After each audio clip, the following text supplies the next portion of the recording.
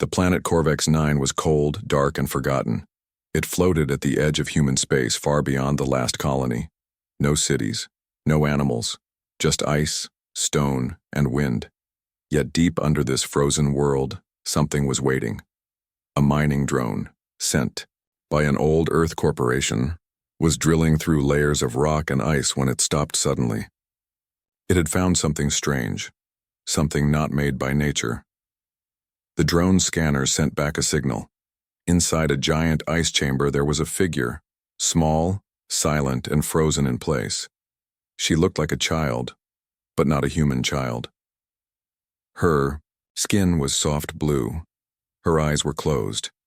Her arms floated gently at her sides, locked in time.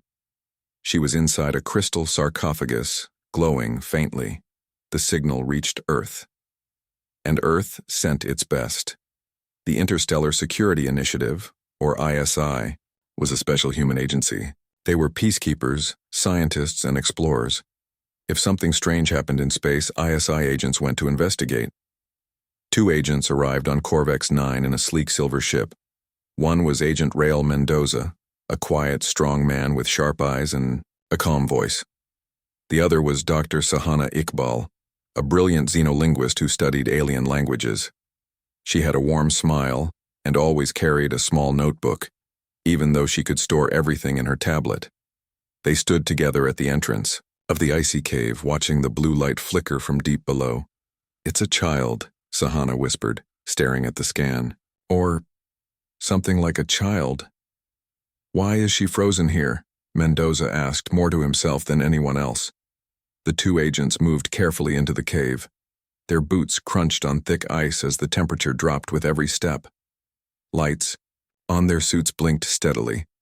The walls around them were covered with strange symbols, lines and curves that glowed faintly as they passed. Sahana paused and touched one of the symbols. "It's a language," she said softly, "but not one I've seen before." They finally reached the chamber. The frozen girl floated inside a perfect crystal coffin, surrounded by swirling mist. She looked peaceful, almost like she was dreaming. Sahana stepped closer, her breath caught in her throat. The girl had silver hair and tiny markings on her skin that shimmered like stars. "She's beautiful," she said. "She's also not dead," Mendoza said, pointing to his scanner. "Faint heartbeat, brain activity, barely. Alive, but alive." Sahana's eyes widened. This could be the last of her kind. Mendoza looked around. The chamber didn't feel abandoned, it felt watched. He placed a protective hand on his weapon just in case. "We need to get her out," Sahana said. "Agreed," Mendoza replied. But carefully, Sahana connected her tablet to the control panel on the side of the sarcophagus. The technology was advanced, far beyond anything humans had. Yet as if the machine could understand her, it slowly began to respond. The crystal surface cracked with a gentle hiss. A fine mist rose.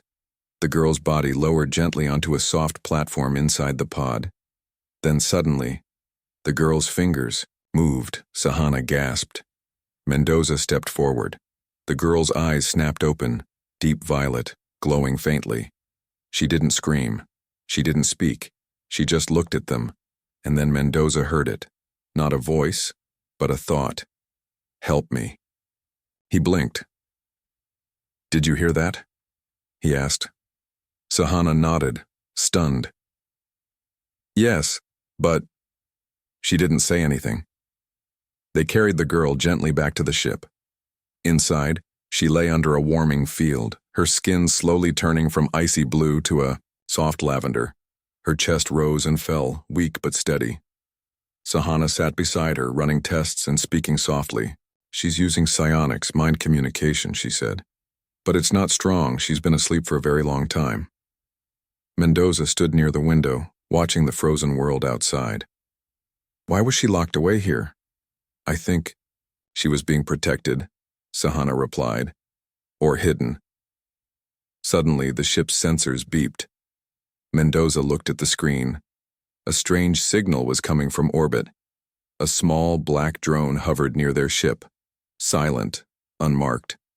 Someone else is watching us, Mendoza said. Sahana frowned. The drone isn't from any known race.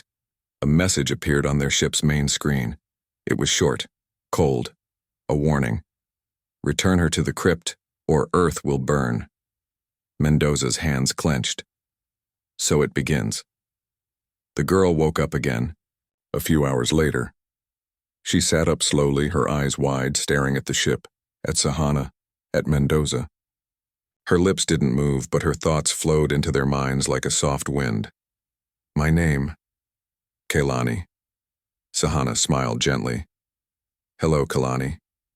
You're safe now. Long time, dark dreams.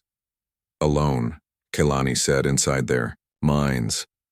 She looked sad, like a child who had lost everything. Do you know who froze you? Mendoza asked carefully. Kehlani closed her eyes. A sudden wave of emotion hit both agents.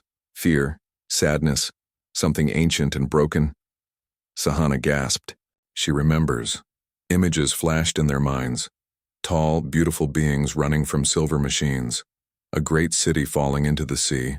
A crystal chamber locking shut from inside. And silence. Mendoza looked at Sahana. This wasn't an accident. She was hiding from something terrible. Sahana nodded. And now that she's awake, they're coming. They both turned to Kehlani.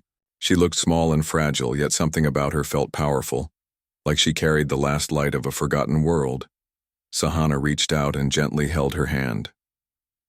You're not alone anymore, she whispered.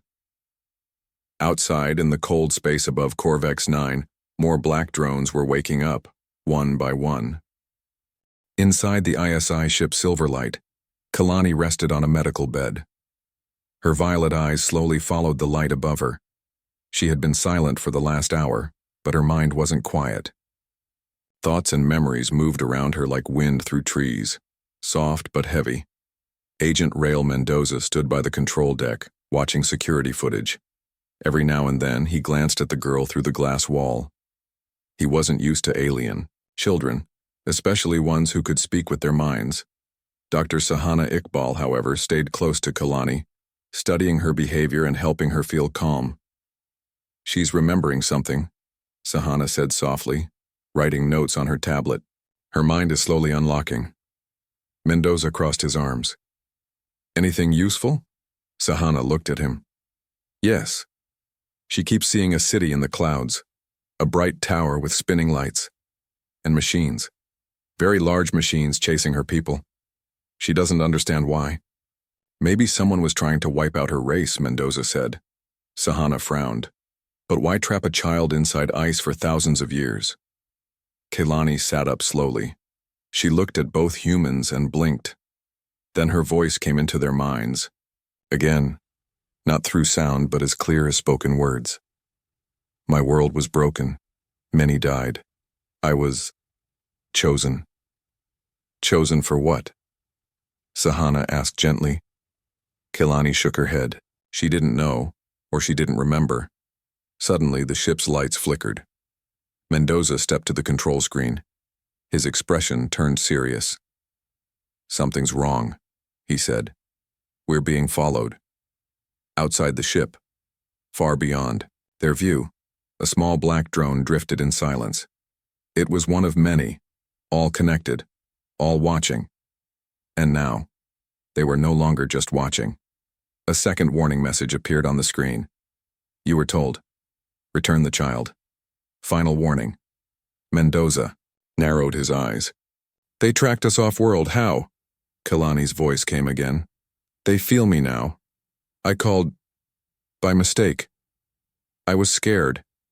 It's not your fault, Sahana said, standing and putting her hand on the girl's shoulder. But Mendoza was already thinking ahead. They'll come in force next time. We need answers fast. They jumped into hyperspace, heading toward a safe ISI outpost called Orion Delta, a small base hidden inside an asteroid field. The trip would take only a few hours. In that time, Kehlani began to open more. Inside the ship's science room, Sahana set up a small projector. With Kehlani's help, It started to show images from her mind, raw, glowing pictures in the air. A tall city appeared, with silver spires and floating gardens. Dozens of beings like Kalani were seen walking peacefully. Their skin shimmered in soft blue tones. Their language floated like music in the air. Then the scene changed. Giant ships filled the sky. Gray machines marched through the city. The peaceful aliens screamed and ran. Some used light energy to fight back, but the machines were too strong. They had no faces, no feelings. Only one goal: destruction. A new image formed. A tall woman held Kalani's hand, her mother. She knelt beside the child and placed a glowing pendant in her hand. Then the crystal chamber closed. The last thing Kalani saw was her mother's face, and a tear falling. Sahana wiped her own eyes. She was hidden so the machines couldn't find her.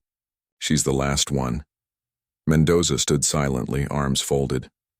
What were those machines? Sahana took a deep breath. I think they were preservers. Mendoza looked at her sharply. That's just a myth. Maybe not anymore, Sahana said. Some believe the preservers were ancient machines built to protect knowledge and civilizations. But something went wrong. They began erasing anything they didn't control. Mendoza's voice was low.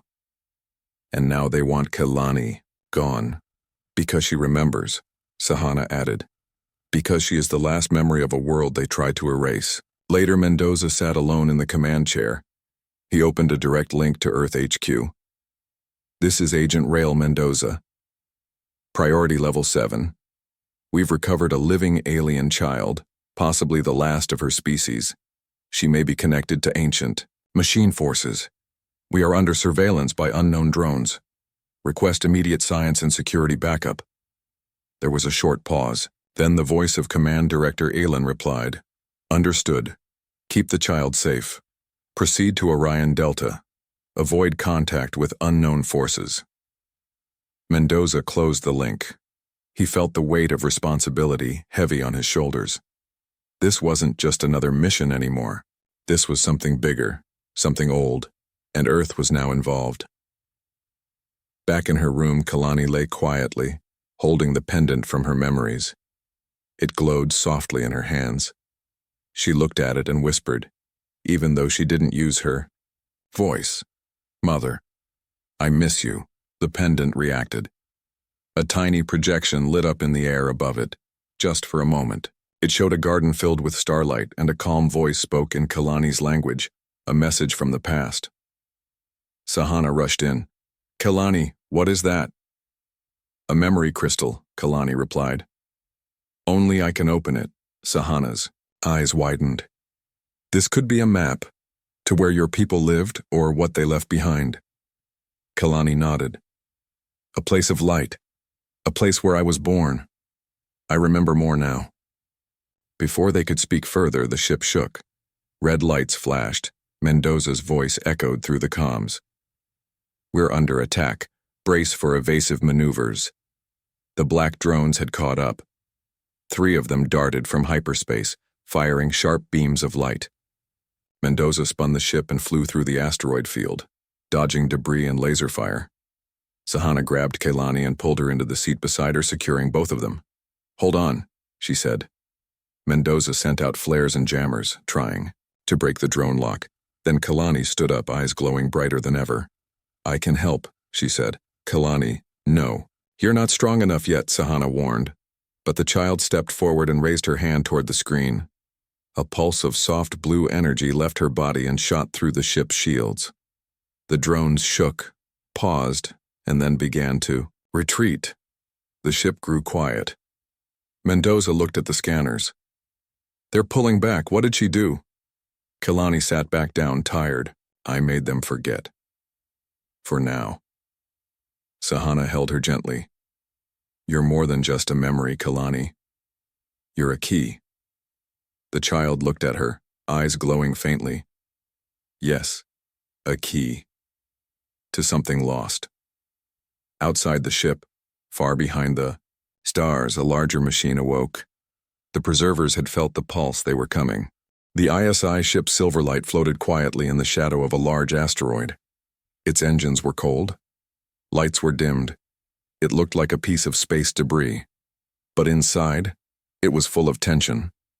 Agent Rael Mendoza stood in the command deck, eyes fixed on the screen. No drones in sight. But he knew they hadn't really gone. They were just waiting. They pulled back too easily, he said.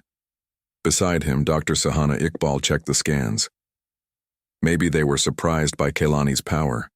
They didn't expect her to fight back. She didn't attack them, Mendoza said. She confused them. Like, she made them forget why they were here. Sahana nodded slowly. But it cost her energy. She's sleeping now, and her vitals are low. Kehlani lay inside the med chamber. Her small body was still, her face pale, her breathing shallow. Wires and soft lights surrounded her, monitoring every heartbeat.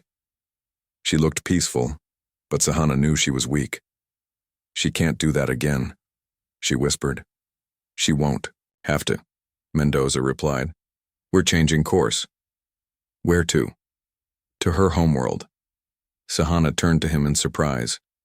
Del Asha? But it's destroyed. Maybe. But if she was the key to something, it's probably hidden there. But if the preservers follow, Mendoza looked straight at her. Then we make a stand. We're not leaving her alone. The ship's engines came back online. Slowly, silently, Silverlight left the asteroid field and jumped into hyperspace. Their destination, Del Asha, the ancient home of Kehlani's people. It was a long journey. As the stars rushed by outside, Sahana stayed beside Kehlani. She played soft music from Earth, simple piano notes, gentle and warm. She spoke to Kehlani even when the child didn't answer. Your people were peaceful. They created beauty, but now you're all that's left. She held the girl's hand. But you're not alone anymore. Meanwhile, Mendoza studied every detail about the preservers. The ISI records were old and full of guesses.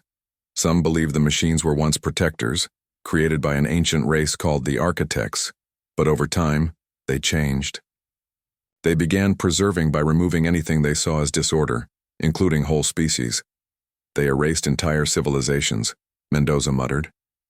Not because they were evil, but because they thought they were helping. And now, they were after a child. The ship exited hyperspace near a quiet red star. There, circling it like a forgotten jewel, was Del Asha. The planet was half buried in clouds and ash. Once green and full of life, it now looked gray and lifeless. Strange ruins floated in orbit. Broken stations, shattered ships, and pieces of once great cities. Mendoza flew carefully through the debris. We're not alone, he said. Sahana looked at the radar. The preservers? No. Something else. Something older. As the ship landed on the surface, they saw the remains of a great city. Towers had fallen. Trees had turned to stone. And yet, in the middle of it all, one building stood tall and whole. It was a temple. The structure glowed faintly as if waiting. Its doors opened the moment Kehlani stepped onto the ground. She had woken up just as they arrived, weak but alert. As she walked, the markings on her skin began to shine, matching the light from the temple. This place knows her, Sahana whispered.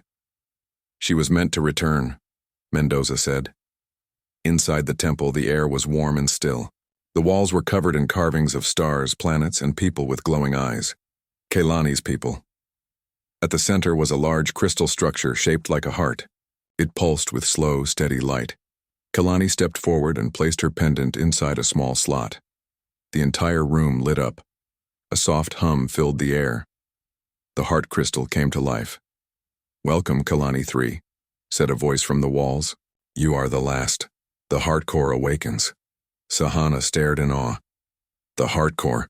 It's a living memory of her people. The light from the heart core touched Kehlani, and suddenly, her body lifted into the air. Images rushed through.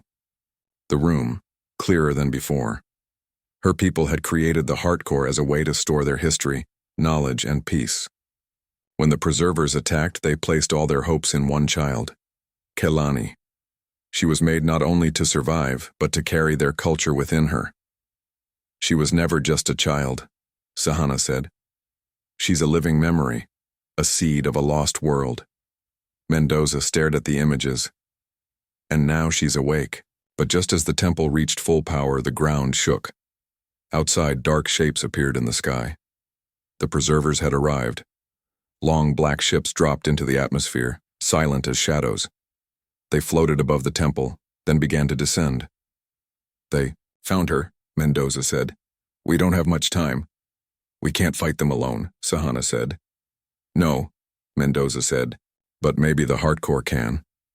Kelani opened her eyes. The light from the hardcore flowed through her like a river. She looked at Mendoza and Sahana and spoke, not with her mind, but with her voice. We must finish the link. Sahana nodded. What do we need to do? Kelani pointed to 2 pillars on each side of the room. Touch them. With me. Together, all 3 placed their hands on the pillars. The light from the hardcore spread across the temple, then burst into the sky like a beam. Outside, the preserver ships paused. A new signal filled the air, different from Kelani's power before. This was not fear. This was not confusion. It was understanding. The preservers, for the first time in centuries, hesitated. Inside the temple, Kelani stood strong, the glow in her eyes steady. They cannot feel, she said, but they can receive. We showed them memory, peace, life. You think they will stop? Mendoza asked. I don't know, she said honestly, but I showed them what they destroyed. The sky grew quiet. One by one, the preserver ships turned slowly and left. Mendoza stepped outside and looked up. They're gone. For now, Sahana said. But they'll remember. Kelani walked between them. She was no longer weak, no longer confused. She stood with quiet strength. Sahana smiled at her. What now? Kelani looked around at the ruins of her world. We rebuild, she said. With help. Back aboard, Silverlight Mendoza sent a message to ISI Command. Mission update. Child identified as Kelani 3. Living archive of lost civilization. Preservers retreated. Situation stable. Request support team for cultural and planetary restoration. He ended the message and turned to the child who had changed everything. You ready for the next part? Kelani nodded. Yes. And as the ship rose from the dead planet, a new light flickered in the sky, a sign that hope had returned. The ISI ship Silverlight left Delash's dusty sky behind. The clouds of ash slowly faded in the distance. Inside the ship, silence filled the control room. Agent Rael Mendoza watched the star-filled screen ahead. His thoughts were heavy. We survived, he whispered, but we're not finished yet. Beside him, Dr. Sahana Iqbal gently helped Kelani into a chair. The alien child looked stronger now. Her skin shimmered faintly with light, and the sadness in her eyes had changed. Into quiet purpose, are you sure? Sahana asked. Kelani nodded. The hardcore is only part of what we were. There's still one more place. The last garden. Mendoza turned his head. The last garden? Kelani touched her pendant. A glowing map appeared in the air, showing an asteroid belt far from any known system. A small dot blinked near its edge. It's hidden, Kelani said. My people called it a haramal, a place of seeds, life, memory. Another archive? Sahana asked. Kelani shook her head. Not an archive, a beginning. The crew set course for a haramal. As the ship moved through hyperspace, Sahana and Kelani sat in the observation deck. Stars streaked past them like rivers of light. Sahana smiled softly. You've come a long way. Kelani looked up at her. Not alone. Sahana reached out and held her hand. Never alone again. When Silverlight dropped out of hyperspace, they saw it. A giant asteroid, cracked and cold, floating quietly in the void. "It doesn't look like much," Mendoza said, scanning the surface. "But—" Then Kelani stood at the window. Her eyes glowed faintly. "Watch." The asteroid shimmered. In seconds, what looked like solid rock turned transparent. Beneath it was a massive biodome, a shining sphere hidden under the asteroid's crust. Inside it were tall crystal trees, glowing rivers, and golden light. "The last garden," Sahana whispered. "It's real." As the ship landed, the dome opened slowly like a flower welcoming the sun. Mendoza, Sahana, and Kalani stepped out. The air inside was warm and fresh. Birds with rainbow wings flew over tall grasses. Strange flowers hummed quietly. It was peaceful, completely untouched. "My people built this before the end," Kalani said. "To keep life alive, not just our own. Others too." Sahana looked around in awe. This place, it could hold thousands of species. Mendoza knelt beside a strange tree. Seeds, waiting for the right moment. Kalani nodded, waiting for someone to return. At the center of the garden was a glowing tree taller than the rest. Its leaves sparkled like stars. A small platform sat beneath it. Kalani stepped forward and placed her pendant on the platform. The tree pulsed with light. A soft voice echoed in the air. "Kalani 3, Seed-bearer. You have returned," Sahana gasped. "It's another AI." Kalani nodded. "A caretaker. It kept the garden safe." The voice continued. "Have the preservers been stopped?" Mendoza stepped forward. "They're gone for now, but not destroyed." The voice paused. Then the garden must be shared." Suddenly images appeared all around them. Holograms of animals, plants, even tiny creatures from dozens of worlds. The garden wasn't just a memory of Kalani's race. It was a gift to others too. A legacy of unity. Sahana smiled. This could change everything. A new beginning for many lost species. But Mendoza's face grew serious. "Then we need to protect it." That night, under the glowing sky of the dome, Kalani sat near the great tree. She hummed softly, an old tune from her childhood. Sahana joined her. "You miss them," Sahana said gently. "I always will," Kalani replied. "But you carry them," Sahana added. "In your heart, in this garden, in the people who help you now." Kalani looked up. "Like you?" Sahana smiled. "Yes. Like me. Like Mendoza. Like ISI. You're not just a survivor, Kalani. You're a teacher, a guide." Back in the ship, Mendoza received a transmission. It was from ISI Command. Message received. "Sending a science fleet and diplomatic team. Hold your position. The garden must be protected at all costs." Mendoza replied, "Understood." But before he could relax, alarms flashed on the screen. "Unknown. Signal detected." Mendoza's eyes narrowed. Not again. Outside the garden, a massive ship drifted into view. It was unlike the preservers. This one looked old, worn. It had marks of many species on its surface. Sahana ran to the command deck. "Who are they?" Kalani looked at the ship and went still. "I know them," she whispered. "They were helpers. Long ago. A peaceful group. Before the machines came." Mendoza opened a channel. A calm voice replied, "We are the archive seekers. We followed the pulse from Del Asha. We mean no harm." The ship landed gently near the garden's edge. A small team exited. Beings, of many shapes and colors. They bowed politely. One of them, a tall creature with soft eyes and long robes, stepped forward. "We've searched for this garden for centuries," he said, "but it belongs to her." He turned to Kalani. "You are the last of your kind, but not the last of hope."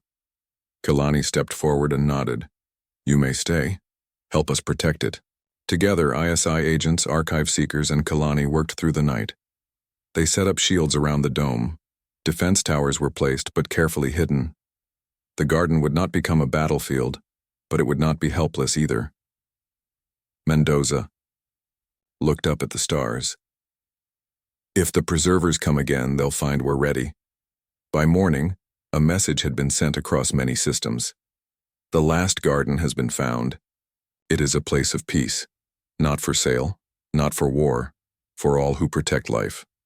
Some would come to help, others might try to take, but now the garden had guardians. Later, as Kalani walked through a field of silver flowers, she touched one, gently. It opened, releasing a soft light. Sahana joined her. What now? Kalani looked ahead. We teach, we grow, we remember. She paused, then smiled. We begin again. The last garden was now alive. Where once silence ruled, now voices filled the air. Human scientists, archive seekers, and peaceful beings from nearby systems worked side by side. They studied the glowing plants, mapped the rivers of light, and helped care for every life form that had waited here, hidden for so long. But none of this would have been possible without the small, alien child who had first opened the door. Kalani, no longer weak or afraid, walked among the garden's paths. Wherever she went, flowers turned toward her, animals followed quietly, and people smiled when she passed. She was no longer just the last of her kind. She was the heart of something new. Agent Rail Mendoza stood on a cliff near the garden's edge, looking up at the sky. His ship, Silverlight, had become a command post for ISI operations. New ships came and went each day, bringing supplies and people, but he always watched the stars for one thing: trouble. They're out there, he muttered. Behind him, Dr. Sahana Iqbal joined him. She carried a datapad filled with research. No, new preserver signals, she said. Maybe they're gone. Mendoza shook his head. They're thinking, waiting. They've learned something new from her. That changes everything. Sahana sighed. They tried to erase history, and now history fights back. With a child. Inside the garden's heart, beneath the great tree, Kalani stood with other young beings, alien children from faraway colonies and orphan stations. She had started teaching them the old songs of her people, not in words but in light and feeling. The heart core glowed softly as it played memories of her world. The children sat wide-eyed, listening to stories from long before they were born. Kalani turned to them and said, "You are all seeds, from different trees, but here we grow together." Suddenly, a high alert sounded across the base. Red lights blinked. Security drones moved into place. Mendoza ran to the command deck. "What is it?" Sahana asked. "Unidentified ship," Mendoza said, checking the scans. "No weapons, no communication, but it's not from our galaxy." Kalani felt it before anyone else. A cold wind inside her mind. A signal. She stood slowly. They're here. A single ship floated into view. It was shaped like a star turned sideways, silent and silver, with symbols across its hull. Unlike the dark preserver ships, this one was smooth, clean, and quiet. It landed just outside the garden. Mendoza, Sahana, and Kalani moved toward it. Archive seekers and ISI soldiers stayed close, but did not raise weapons. Then, the door opened. Out came a tall being made of soft light and metal. Its voice was like music and wind mixed together. "We are the first preservers." Everyone froze. Mendoza stepped forward. "We were told preservers were machines without feeling. Destroyers." The being bowed gently. "You met the lost ones, the broken code. We came to learn why they failed." Kalani walked toward the being. Her eyes were calm. "You tried to erase me," she said. "We did not," the being replied. "But those who followed a twisted logic did. They thought peace meant silence. We now see they were wrong." Sahana looked confused. "So you're not here to fight?" "No," said the being. "We are here to remember." The garden lights shimmered. The first preservers entered the garden without harm. They touched the great tree and listened to the heart core. As they stood in silence, Soft, blue lights passed between them and Kalani. Thoughts, memories, regret, and something else. Hope. Later. That evening, Kalani sat near the crystal lake at the garden's center. Sahana joined her holding a warm cup of tea. They were different, Kalani said. Yes, Sahana agreed. Some preservers still want peace. They forgot what it meant for a long time. Kalani looked at her reflection in the water. I was frozen in ice. Alone. But now, there are so many voices, so many hearts. Sahana smiled. You gave them back their purpose and you gave us something too. What? Unity, Sahana said. Humanity sometimes forgets how powerful love and memory are. You reminded us. At the garden's gathering hall that night, a special ceremony took place. Mendoza stood in front of a growing crowd. Humans, aliens, and even first preservers. He spoke with his usual quiet voice. Not long ago, we found a child in the ISI. She didn't speak, but she showed us more than any words ever could. She carried the last breath of her people and gave it to the universe. He paused and looked at Kalani. Humanity often stands alone in the dark, facing unknown stars. But this time we didn't turn away. We stepped forward and we said, we will protect her. He held up a medal, shaped like a star wrapped in leaves. Today, by order of ISI High Command, I award Kalani III the title of Ambassador of Memory and Life. The crowd cheered. Kalani stood quietly, her eyes shining with gentle light. Then, she stepped forward and took the medal. I accept, she said softly. Not for me, but for all who were lost. The next day, work continued. Scientists helped unlock more knowledge from the heart core. Healers used plant medicine from the garden.